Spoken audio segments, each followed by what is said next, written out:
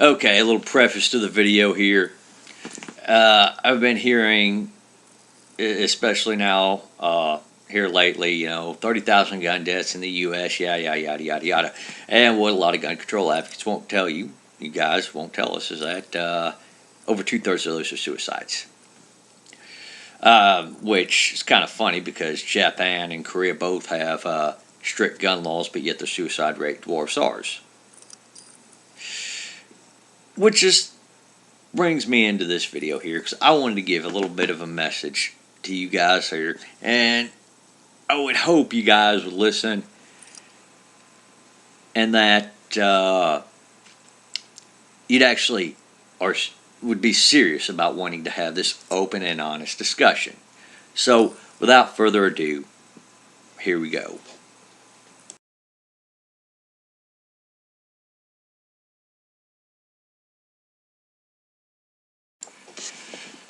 Okay, so I'm back.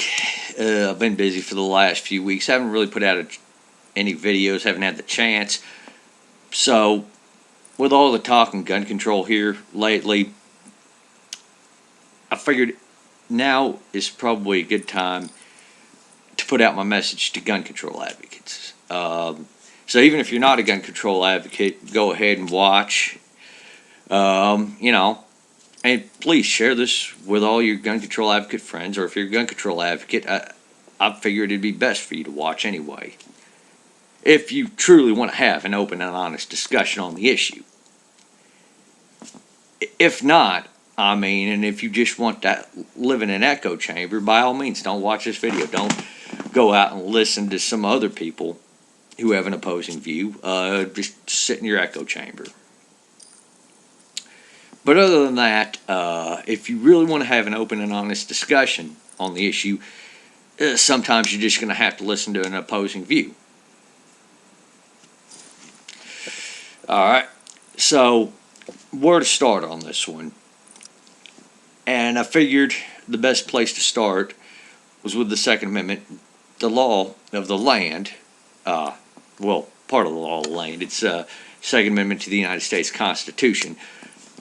But I think, that would be a good place to start.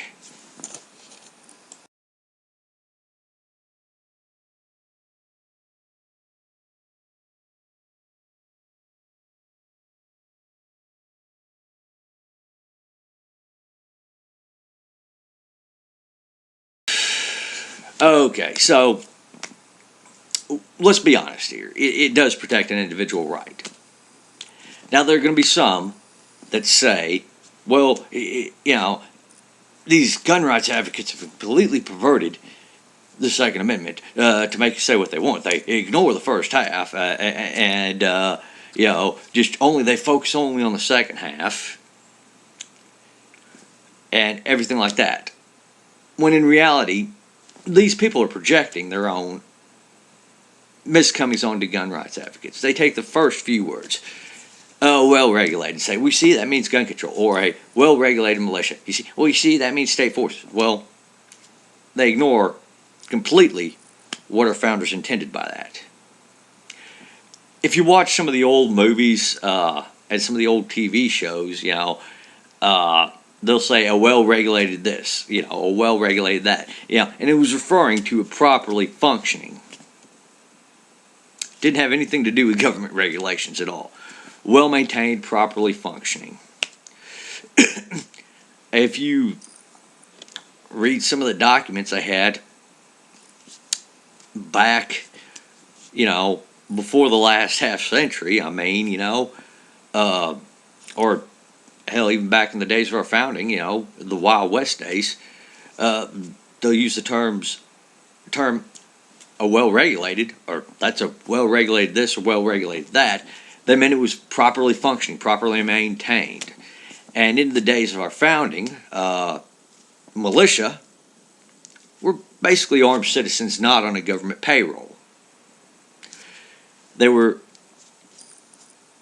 more or less a paramilitary force that was not on a government payroll. And this is key here. Our founders did want an armed body of citizens people not on a government payroll, to ensure the state remained free, to ensure the government did not have a monopoly on the weapons. It's an amendment in the Bill of Rights. It's one of the amendments in our Bill of Rights. Why would the government ensure in the Bill of Rights it had a right to arm its own people? Especially when you look at the first article, and one of the specific powers granted to Congress was to raise an army. I mean, if you really believe that that amendment was there to give the government power to actually arm that army that they're able to raise, well, then you'd have to believe that our founders intended that Constitution to be so neutered that they wouldn't have the ability to, have gun control unless they specifically mention that. So, which amendment or which part of the Constitution grants the government the ability to enact gun control laws or any sort of weapon laws? And the fact of the matter is, it doesn't. See, the part where Congress has the power to raise an army kind of implies, well, it implies that it has the power to arm that army too. You see? And then when you go to the second half of the Constitution, it says very clearly, I shouldn't say second half of the Constitution, second half of the Second Amendment. When you go to the second part of the Second Amendment, the operative clause, the right of the people to keep and bear arms shall not be infringed. It means it's protecting the people's right, the individual right to own and carry arms. Not only that, but it says shall not be infringed. Infringed means curtailed, restricted in any sort of way. Well, there you have it. Now, I do understand that we have infringements already. And there's been a lot of, even gun rights advocates have been willing to accept some of the infringements we already have. They're not necessarily, they're not constitutional by any means. And we can get into that a little bit later. But the fact of the matter is it protects an unfettered right. It does. And with that being said, we're going to move on to our next part.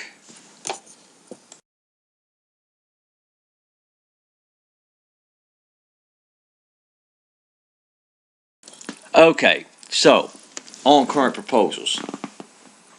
Currently, our three big ones we have the universal background checks, the quote, closing the terror gap, or basically putting people on the no-fly list, on the prohibited persons list, and the assault weapons ban.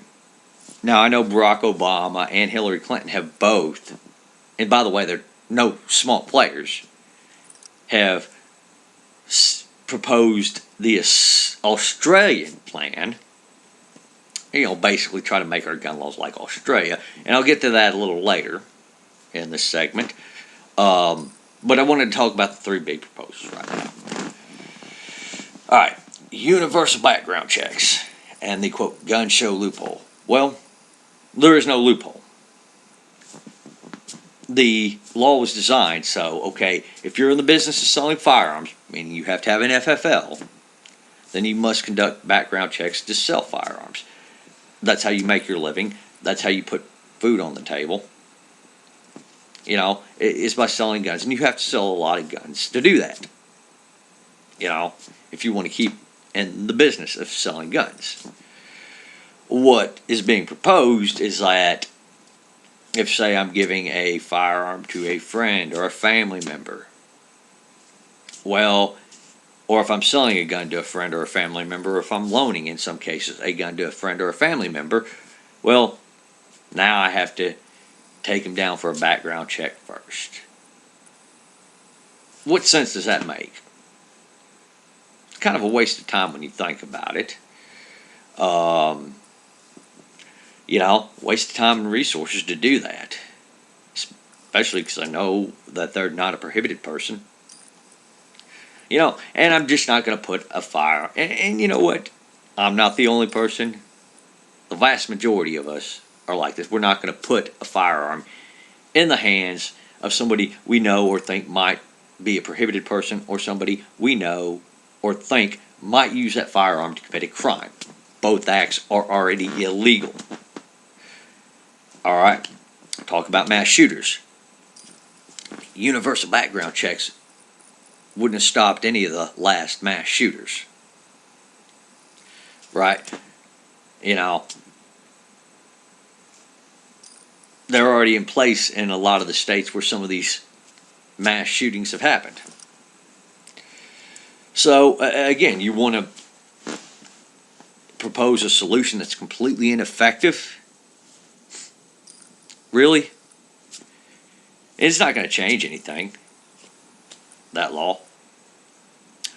And you're talking about, well, what about the guys that go and buy pistols for people who are prohibited already? Well, that's already illegal.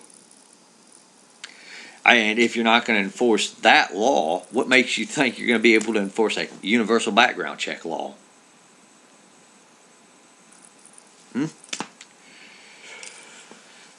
It's already illegal to do that.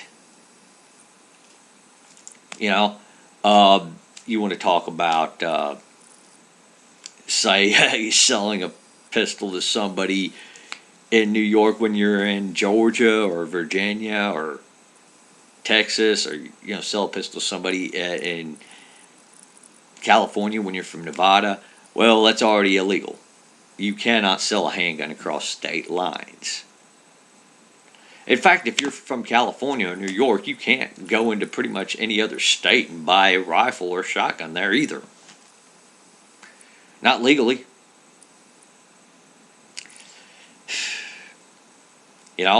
So if I was to take this pistol, and even though, as far as I can tell, it's legal under California law, it might not be, it might not be on the approved handgun list. But as far as I can tell, it's legal in California. Even if I was to give this to my brother in California, just outright give it to him, that would be illegal already. So, as you can tell, we already have these laws into place. We've already done everything reasonable that we can do.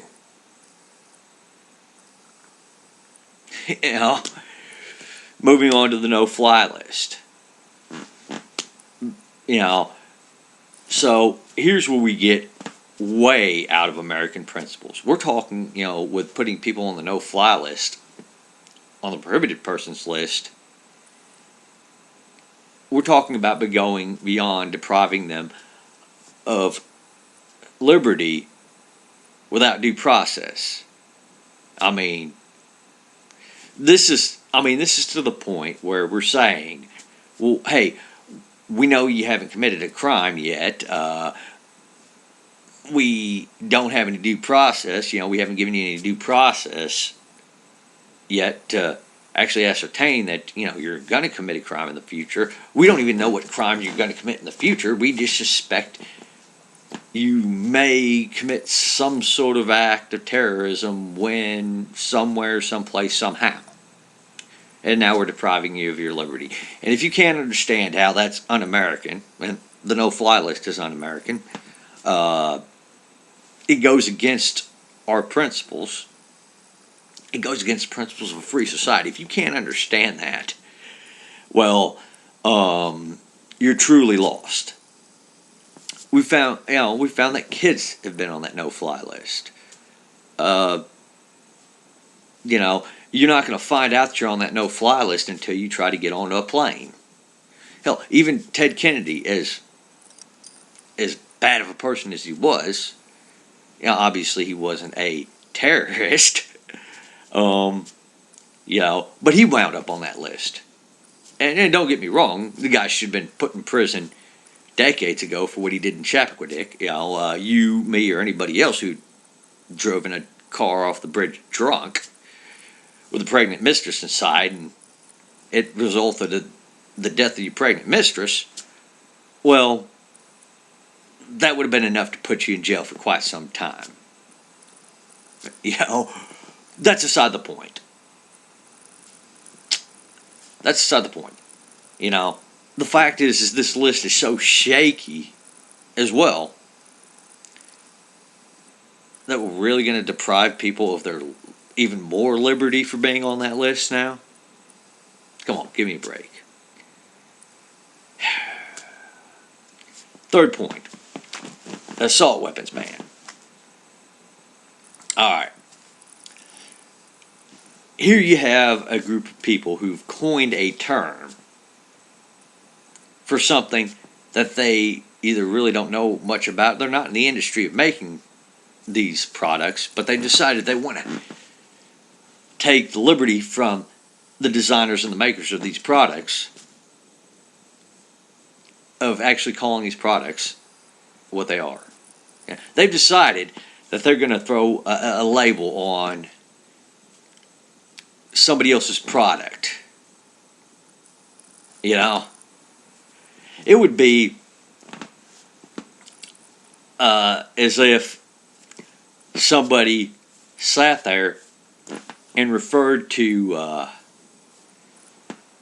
I don't know, say a tanning salon as a burn producing area, or a burning salon, you know. It would be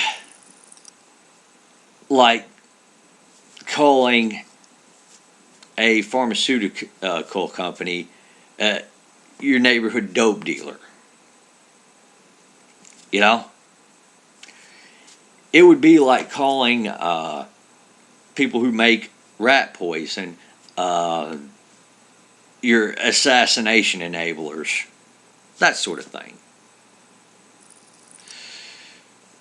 And the fact of the matter is that most of these people, if you asked them that want to ban, quote, assault weapons, if you ask them what an assault weapon is, well, you ask 10 people, and I guarantee you're probably going to get 10 different answers. You know, you look at the state laws that have, quote, assault weapons bans and compare them to the different federal assault weapons bans, you're going to find quite a different criteria. And in fact, when you talk to a lot of them, it looks like they're more concerned with the appearance of the firearm than what the capabilities are.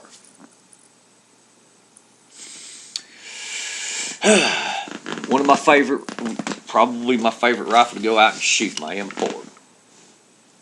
Well, as scary as it looks, and as much as it looks like the M4 I carried in the Army, it is not. Even though a lot of the parts are similar, the same. You know, the barrel has a 1-in-7 twist, just like the ones that they use in the U.S. Army. It's not exactly the same rifle. It's not the same model. There's no selective fire capability. The barrel's 16 inches, not 14 inches. Thanks to the NFA of 34. If I wanted a 14-inch barrel, I'd have to register it as an SBR. But the fact of the matter is, it's not. It may be of similar grades in some respects not. Obviously, it doesn't have select fire, which would make it an assault rifle if it had select fire, but it doesn't. Which means it's a semi-automatic carbine. When you talk about the terms such as assault rifle, well, that's gun control advocates moving the goalposts on it. You know, they didn't invent assault rifle. They didn't invent the term. They don't own the patent to it.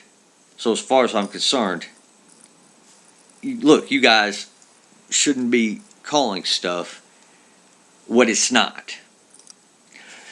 On the term assault pistol, there is only one model of assault pistol that I'm aware of in the entire world. And this is H&K Mark 23. And The reason why I can say it's an assault pistol is because H&K has labeled it an assault pistol. It is a pistol designed with offensive purposes. It was entered into SOCOM's Offensive Handgun Weapon Systems program. Now, even then, I believe people should be allowed to own it. How many crimes have you seen committed with this particular model? There are several reasons why people would want to own it. It's a very well designed pistol. It's nice to shoot. It's accurate. There are a lot of reasons why anybody would want to own this, and you don't see them used in crime. What is not an assault pistol, and I know gun control advocates probably call this an assault rifle, unaware that it's in the class of a pistol. But it's not until I slap a stock on it. And of course, if I slap a stock on it, obviously, and don't go through the proper NFA Title II process, that would be a felony. It would make this an SBR. But again, without the stock on it, which I have not put on there yet, I haven't decided I wanted to go through the NFA Title II process yet with this. I'm probably going to do that at sometime in the distant future. But it's not an assault rifle. It's not an assault pistol either. It's just classified as a pistol. Right? This is basically the pistol version of the PTR 91. I can't put a foregrip on it either. Otherwise, it becomes an AOW. Again, another violation of the NFA the NFA of 34 if I don't go through the proper NFA Title II process. Which, again, I'm considering sometime in the future going through the proper NFA Title II process and SBRing this. Just not now. That's not an assault pistol. Again.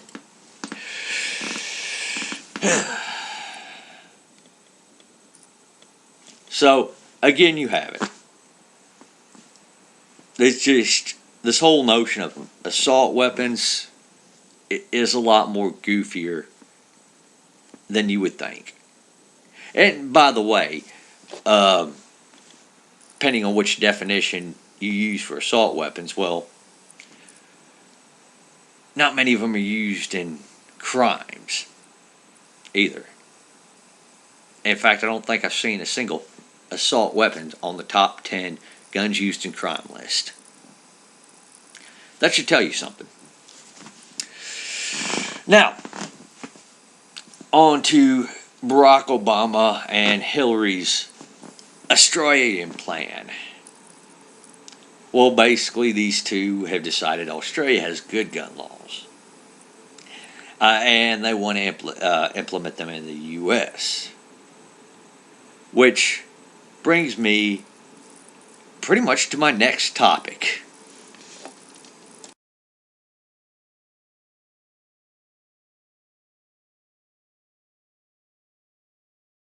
Okay, so at least with Barack Obama and Hillary Clinton both coming out in favor of the Australian-style gun control, can we at least now finally admit that gun rights advocates aren't being so paranoid when they say, hey, look, we know that at least some of you are coming for our guns. Now, I know what you're going to say, but Australia didn't have a confiscation. They had a mandatory buyback program. That's confiscation. What happens when you decide you don't want the money and you don't want to give up your rifle or your shotgun? Yeah. Police are going to come to your place. They're not going to be very nice about it at that point, and you're not getting your money for it then. They're taking your gun anyway, and they're taking you to jail. And you can sit there and say, well, I know but they didn't take all the guns. Yeah. So what? There are a lot of us that own rifles like this, What do you think's going to happen if they put this Australian gun control to us? I'm not going to be able to keep this rifle. You know what? And I don't give a damn if I'm going to be able to keep my bolt action rifles. You know? And I'm ignoring the whole licensing concept here right now. You know? But I want this rifle. You know? I paid the money for it. I paid the money into modifying it. You know? I'm a law-abiding citizen. I have not committed any crimes. So please, tell me again how I should be deprived of my liberty. You know, and that goes the same way with most people that own rifles like these. You know? And just because you can't see it right now, which, you know, a lot of you gun control advocates, I get the feeling can't see it because you all actually haven't been out to shoot much, if at all, you know. Y'all can't see it because, I mean, y'all don't know. When was the last time y'all actually went out to the range with some firearms enthusiasts? I mean, shoot, I had an ex-girlfriend. She's from New York. And guess what? You know, she was a bit in favor of gun control. She was actually a culture shock meeting me, by the way. Bit of an interesting story there. Met through a mutual gun nut friend of mine. And of course, whenever I come over, I've always got a few firearms with me. You know, we always break out the guns, you know. Of course, she happened to be there. This is her first time meeting me.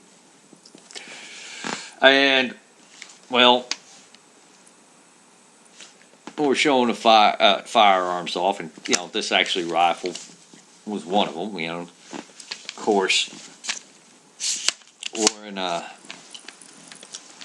back bedroom. She said, hey, why on earth would you need a rifle like that? Well, I told her, hey, you know, ammunition's cheap. Not much recoil to it at all, if any. I like this stock because I'm taking somebody to shoot with shorter arms. Taking somebody to shoot with longer arms. You know, like the feel of it. It reminds me of the rifle I carried in service. It's a pretty decent rifle. Very modifiable. You know, there are a lot of purposes to having it. Good home defense rifle. Good target shooting rifle. You know, if I want to, I can go hunting with this rifle. I just got to make sure there's no more in the magazine in the rifle than the state legally allows for hunt protected game. Unless, of course, I'm hunting feral hog. Then I can have as many in the mag as I want. You know. But it was definitely a culture shock to her. And, of course, when I got around to taking her to the range, her favorite rifle to shoot was this one right here. You know, she loved it, you know. I had, in fact, I took her to a gun store a few weeks later, you know. And, of course, we're looking, there's an FS2000 on the rack, which is designed by the same maker. It's also a bullpup. You know, I'm like, hey, you know, you don't mind if I take a look at that right quick, you know, before I can get a hold of it. She grabs it.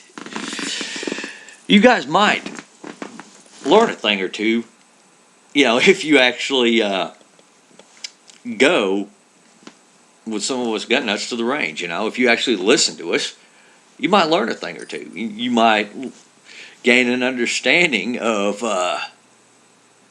you know, why we like the things we do.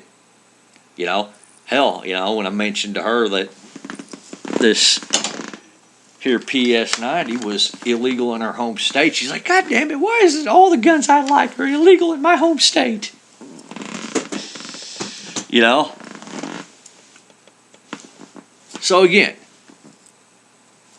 back on topic. I know I got off a little bit.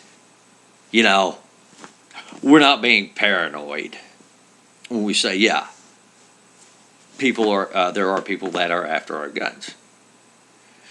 You know, yes, I know it's not going to be Obama waves his executive order, and next thing you know, we're all getting our doors in and kicked in, you know, and our guns taken, you know, overnight. Yeah, I know that's not going to be the case. You know, pretty much all of us gun rights advocates know that's not going to be the case. But we see the way that places go when they start having gun control laws, you know, when they start putting more and more and more and more into place. You know, it's just they don't stop. They're never satisfied. They're always moving the goalpost. This is not paranoia at this point. This is, you know, this is grounded in reality. So can we at least be honest that gun rights advocates are not being paranoid by any stretch when we say, hey, there are some significant people that would like to get us to as close to an outright ban as we can possibly make it. Which leads me on to my next topic on maybe who is paranoid.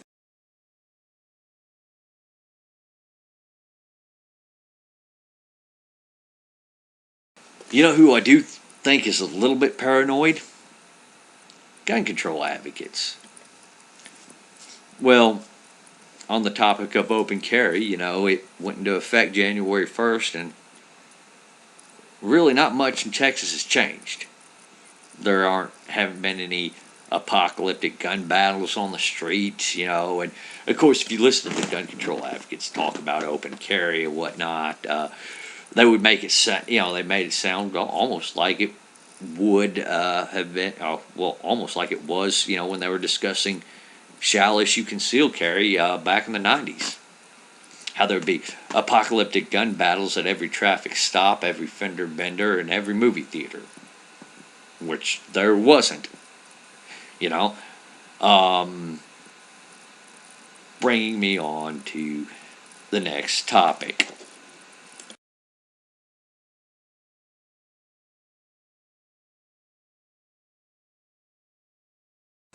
Yeah. Again, you know, as I pointed out, there was a debate on this in the 90s, a big national debate on this, and gun control advocates were saying there'd be blood in the streets, yada, yada, yada, which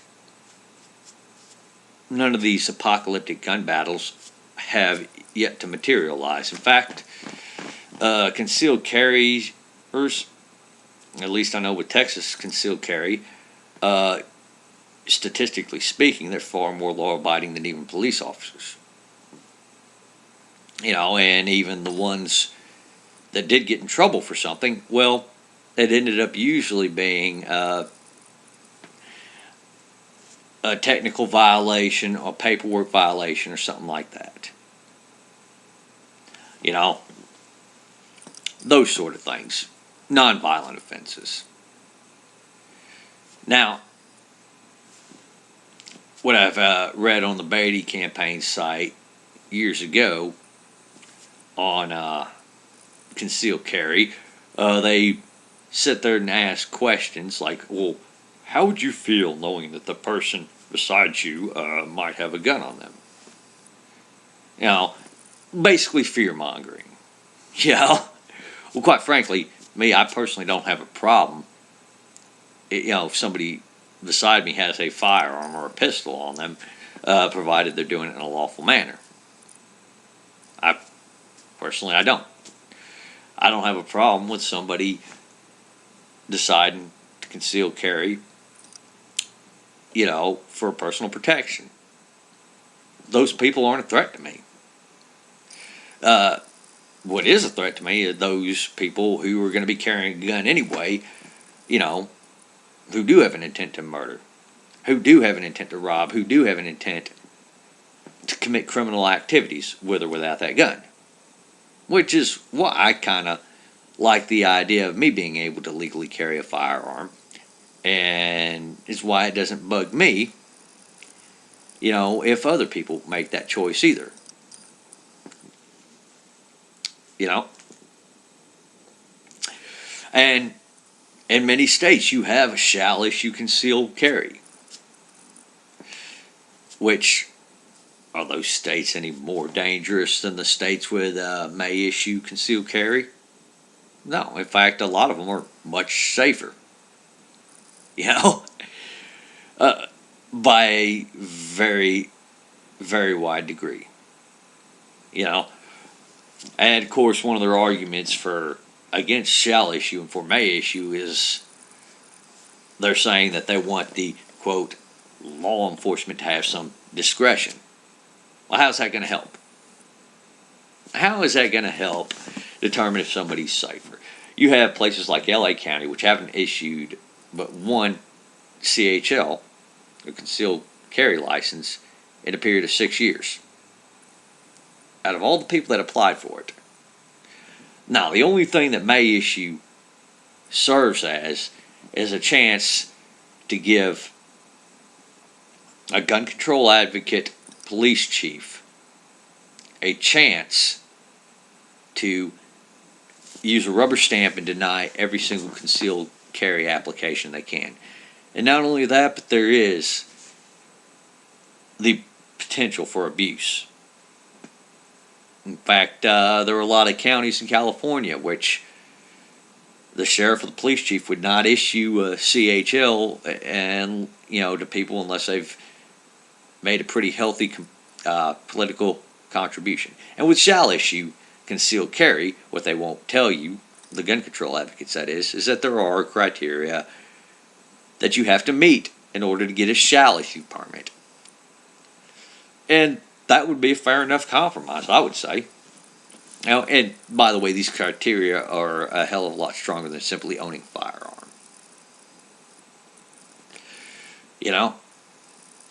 And it's not like gun control advocates haven't fear-mongered before on the issues. Like every time we talk about removing the either state or federal mandating of gun-free zones in certain areas, gun control advocates will throw a hissy fit.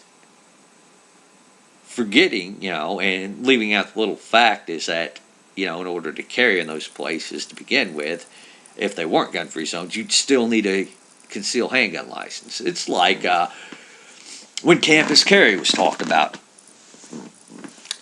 On to my next topic.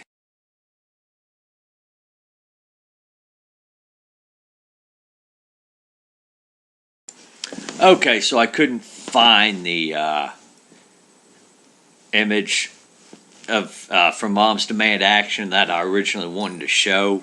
They probably pulled it down or something, I don't know. But here's something else from them.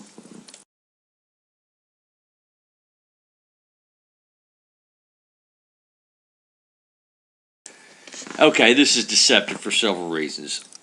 I'm not even going to go into the poll that they used to determine that number. It's probably one of their polls where they just changed up the question until they got the answer that they wanted. So that's another debate altogether. But the key thing about this is why this is deceptive. First off, any establishment that sells alcohol for on-premises consumption and makes 51% of their profits from that on-premises consumption sale of alcohol, it's already illegal for you as a CHL holder, even a non-CHL holder, to carry there, right? And by the way, this campus carry only protects concealed carry holders, concealed handgun license holders, to carry on campus. It doesn't protect the general populace. That's another bit of deception they have. So I wanted to find the one where, obviously now, with a 19-year-old, just to point out, hey, well, what's a 19-year-old doing with concealed handgun license in Texas? Because the last time I checked, as 19-year-olds, you couldn't get concealed handgun licenses. You have to be 21. But this doesn't shock me. This is a common tactic that gun control advocates use. They will be deceptive about that.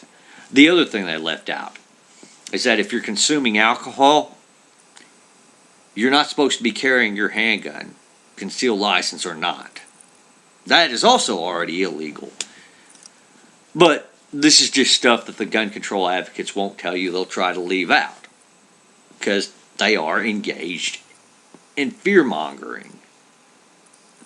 I can give you another example real quick, which is going to lead me on to my next topic here.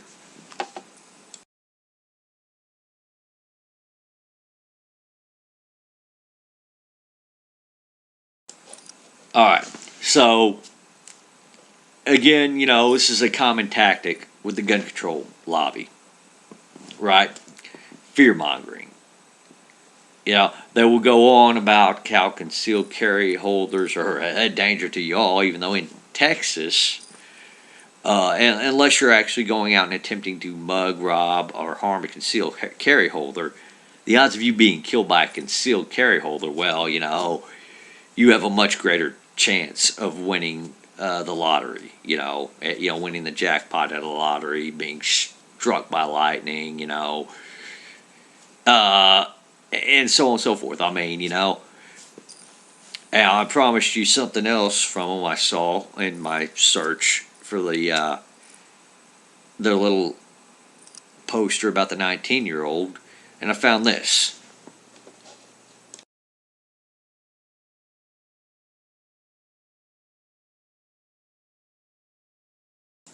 Right. So despite the fact that mass shootings, despite how publicized they are and how tragic they are a very rare occurrence in the U.S., and your odds of being involved in one, unless you've decided to go out and commit that mass murder, that mass shooting, are slim to none, right? But yet, but the gun control lobby wants to convince you that you could be next, when the odds are actually much greater that you and your kid are going to die in a car accident on the way to school. Far much greater. This is fear mongering that the gun control lobby is doing. It is straight fear mongering. These people are not being reasonable at all. Gun control advocates, guys, there's a lot of unreasonable stuff going on in your camp. A lot of it. And what I'm about to show you next is just an example of just how unreasonable it is.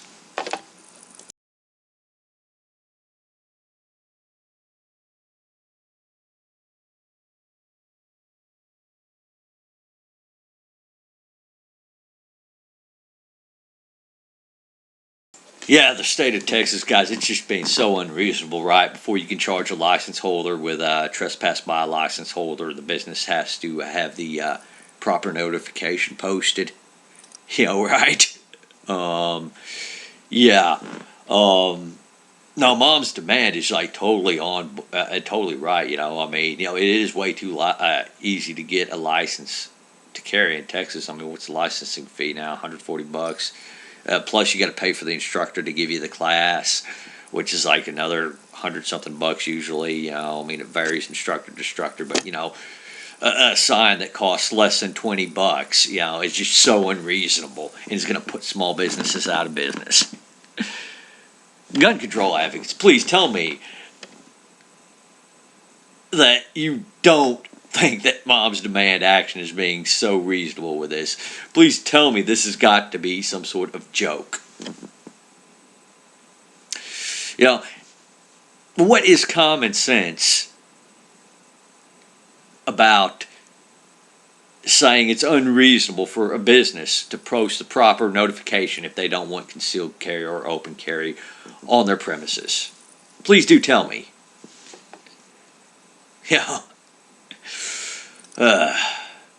Guys, you seriously, gun control advocates, are you seriously not seeing the issues that the gun control lobby has?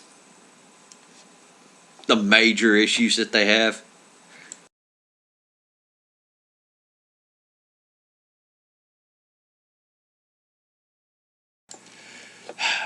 And this last one, this is one I hear a bit. I know I've already done a video on it, but I'm going to touch on this again in this video, guys. Look, the fact of the matter is the people that say this, either A, don't know what you're talking about, or B, you're being very dishonest with this. Oftentimes I'll hear, well, we license and register our cars. Why don't we do the same with guns? Well, that's not entirely true. You see, you have to have a license to drive, like you have to have a license to carry. If you want to drive your car on private property, you can do it all you want. You don't need liability insurance. You don't need registration. You don't need a license to drive it on your own property. You don't need a license to own a car. There is no prohibited class of people to own cars. You can buy a car at 15 if you want, if you have the money. You know, you can't buy a pistol at 15, no matter how much money you have. You know, you can't get a license to carry a pistol at 15, no matter how much money you have. Our license to carry. Well, guess what? My license to carry isn't recognized in California, and that's the same with a lot of other states. You know, California doesn't recognize any other state's license to carry. You know, you want to start making California recognize other states' license to carry? You want to make New York do that? Okay, we can start talking on that one. You want to remove the prohibited persons list? You know, treat it exactly like cars? We can start talking about that one. You know, then. You want to be able to get a pistol and carry it as a teenager? Well, good. We can start talking at that. You know, if that's really what you want. If you're really honestly talking about wanting to treat guns like cars. But the fact of the matter is that all the people that say that just want either more of the restrictions that cars have with none of the freedom that cars have versus firearm ownership has, or they want to put imaginary restrictions that they think are on cars already that aren't on firearms or cars. But they want to apply that to firearms. It's just any excuse to push more restrictions on firearms without easing up on some of the firearm laws. And that's the long and short of it. In fact, the only response I got on this was from somebody on Twitter. And this person says, well, you really feel that paranoid? Well, paranoid or not, that's beside the point. The point is, do you want to treat cars like guns like cars or not? If so, well, guess what? You got to give reciprocity in all 50 states on the concealed carry license. And that's just a simple fact of the matter there. All right. Gun control advocates, I hope that this video has gotten to you at least some and has gotten you to rethink your position a little bit. Guys, y'all take her easy out there.